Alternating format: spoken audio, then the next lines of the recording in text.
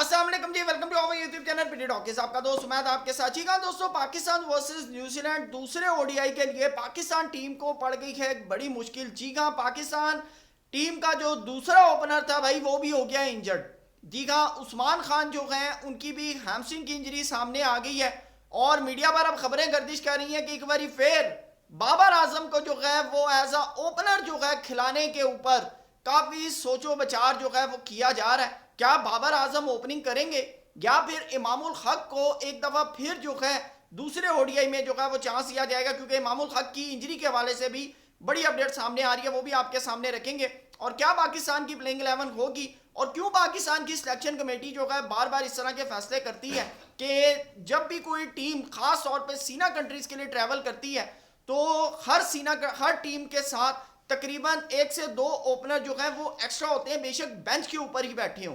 लेकिन पाकिस्तान की जो सिलेक्शन कमेटी है इसकी तरफ से अमूमन इस तरह के जो है भंड देखने को मिलते हैं या जोक कह लें देखने को मिलते हैं। आप चैंपियंस ट्रॉफी उठाकर देख लें, हमारे पास सिर्फ और सिर्फ 2 ओपनर थे, ठीक है, और मजे की बात दोनों ही इंजर्ड हो गए। और उसके बाद फिर हमने इमामुल हक को भी ट्रैवल करवाया और बाबर आजम का भी नंबर चेंज करवाया और रिजल्ट आप लोगों के सामने है। तो अब क्या होने जा रहा है वो तमाम चीजें आपके सामने रखेंगे।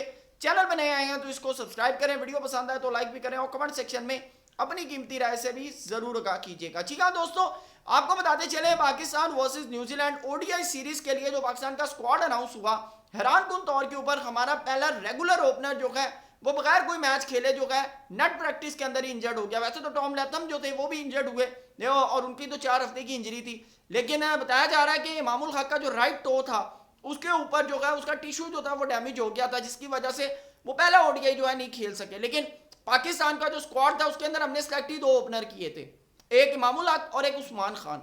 और इसका मतलब ये नहीं है कि हमारे डोमेस्टिक में ओपनर नहीं है और या हमारे डोमेस्टिक के अंदर टैलेंट नहीं है, भाई बहुत टैलेंट है।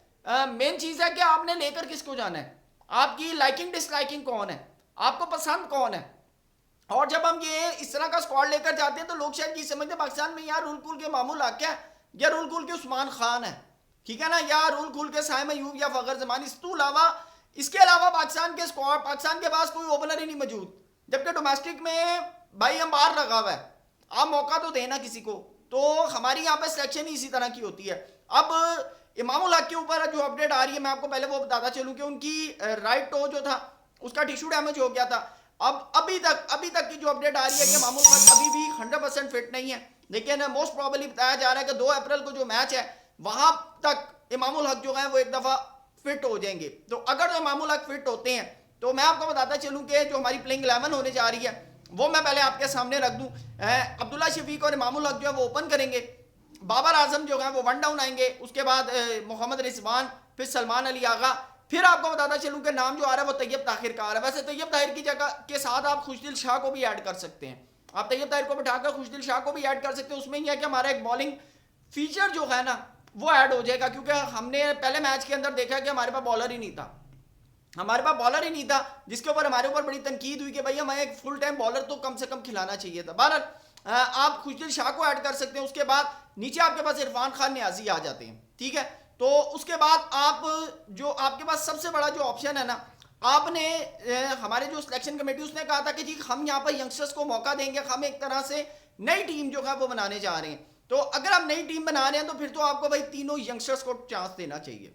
अगर आप मेरे से पूछें, आपको वसीम जूनियर एक प्रॉपर बॉलर की शक्ल में आपके पास मौजूद है और बैटिंग भी वो ठीक ठाक कर लेते हैं, फहीम अशरफ से तो बेहतर ही कर लेते हैं, ठीक है। उसके बाद आप मौका दें मोहम्मद अली को, फिर आप आकिफ जावेद को। और मैं कुछ क्रिकेट एक्सपर्ट को देख रहा था जो खास तौर के ऊपर ये बात कर रहे थे कि जहां पर बॉल सीम हो रहा हो ना तो वहां पर स्पिनर को भी एज होता है, बॉल ग्रिप करता है स्पिनर का भी। तो मेरे ख्याल से सुफियान मुकीम को आपको चांस देना चाहिए। वैसे भी सोशल मीडिया पे काफी हाइप चली हुई है कि भाई सुफियान मुकीम को आपने एक मैच के अंदर खिलाया, उसने इतनी जबरदस्त बॉलिंग की, सिलेक्शन कमेटी क्या सुफियान मुकीम का कैरियर डिस्ट्रॉय करने पे लगी हुई, ये एलिगेशन लग रहा है, ये मैं आपको बता दूं, ये एलिगेशन लग रहा है। तो मेरे ख्याल से सुफियान मुकीम को भी ऐड होना चाहिए। लेकिन अगर आप फॉर एग्जाम्पल सीरीज इक्वल करना चाहते हैं, आप एक्सपेरिमेंट नहीं करना चाहते, सीरीज इक्वल करना चाहते हैं, आप मोहम्मद अली की जगह हारिस रऊफ को ऐड कर दें, नसीम शाह को आपने अगर रेस्ट देना है तो आप रेस्ट दें। तीसरे मैच के अंदर आप नसीम को या फिर किसी को भी ट्राई आउट कर सकते हैं। लेकिन मैं आपको बताऊं कि हैरानकुन तौर के ऊपर मैंने जब इसको स्क्वाड देखा मैंने कहा यार देखिए ना, हमारे 2 ओपनर इंजर्ड हो गए। सीना कंट्रीज के अंदर वैसे भी कोई भी टीम जाती है, उसके बेंच के ऊपर 2 से 3 ओपनर, 2 ओपनर तो कम से कम बैठे होते हैं, 2 खेल रहे होते हैं, 2 बैठे होते हैं, ठीक है। लेकिन हमारे यहाँ पर इल्मिया ऐसा है कि हम जिस वक्त स्क्वाड बनाते हैं ना, तो हमारे जो ऑलराउंडर होते हैं, हमें ये भी नहीं पता होता यार ये ऑलराउंडर है, ठीक है ना। हमारे तो यहाँ पर 2 छक्के जो मार लेता है उसके नाम के साथ ऑलराउंडर लग जाता है। तो ये जब इल्मिया आ जाए ना, तो फिर मेरे भाई इस तरह के फिर जो है ना चीज़ें, वो फिर आपके सामने आ रही होती है। बहरहाल अभी तक की जो अपडेट आ रही है वो ये है कि उस्मान खान हैमस्ट्रिंग इंजरी की वजह से बाहर हो चुके हैं। वो फील्डिंग करते हुए गिरे थे और मुझे उस वक्त यकीन हो गया था कि भाई उस्मान खान जो है इनके हैमस्ट्रिंग की या किसी भी किस्म की कोई इंजरी जो है वो सामने आएगी। लेकिन अब इमामुल हक के ऊपर है कि अगर इमामुल हक फिट होते हैं तो फिर इमामुल हक आपको ओपनिंग करते हुए नजर आएंगे। अगर इमामुल हक नजर नहीं आते तो फिर वही है कि भाई बाबर आजम को आप बली का बकरा बनाएंगे। और फिर लेकिन फिर सवाल आता है कि बाबर आजम की जगह कौन होगा। क्या हम इरफान खान नियाजी को ट्राई आउट करेंगे या फिर सलमान अली आगा को, क्योंकि सलमान अली आगा ने T20 के अंदर 1 डाउन के ऊपर बड़ी जबरदस्त किस्म की बल्लेबाजी की है। लेकिन अगर सलमान अली आगा को 1 डाउन लेके जाते हैं तो फिर सलमान अली आगा की जगह कौन खेलेगा। एक बंदे की वजह से आपकी पूरी टीम जो है ना वो डिस्टर्ब हो जाती है। तो आप भाई प्रॉपर फिर एक काम करें ना, प्रॉपर आप जिस वक्त भी सिलेक्शन करें तो कम से कम 2 से 3 ओपनर जो हैं वो रखें कि 2 ओपनर हमारे खेलेंगे, 2 बेंच पर बैठेंगे। कि अगर अल्लाह ना करे 2 लड़के अगर दोनों में से कोई दोनों भी अगर इंजर्ड हो जाते हैं, क्योंकि हमारे से चैंपियंस ट्रॉफी में भी हुआ, अब भी आपके सामने है, तो अगर दोनों इंजर्ड हो जाते हैं, क्योंकि साइम अयूब जब तक नहीं आते हमारे साथ ये इशू तो चलता रहेगा, तो भाई फिर कम से कम बेंच के ऊपर भी तो होना चाहिए। आपकी क्या राय है कमेंट सेक्शन में जरूर बताइएगा। थैंक यू सो मच, अल्लाह हाफिज़।